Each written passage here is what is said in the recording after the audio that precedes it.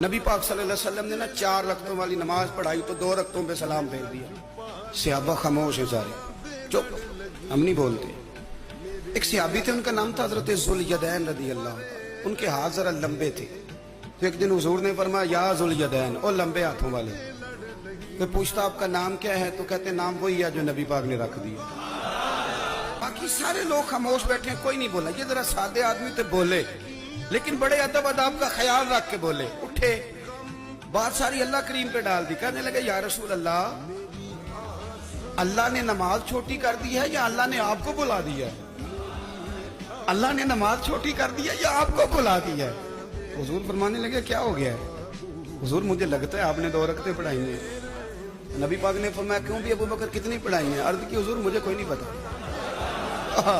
مجھے نہیں پتا، میں تو پڑھنے آیا۔ اتنی پڑھاؤ گے چپ کر کے پڑھ لیں گے۔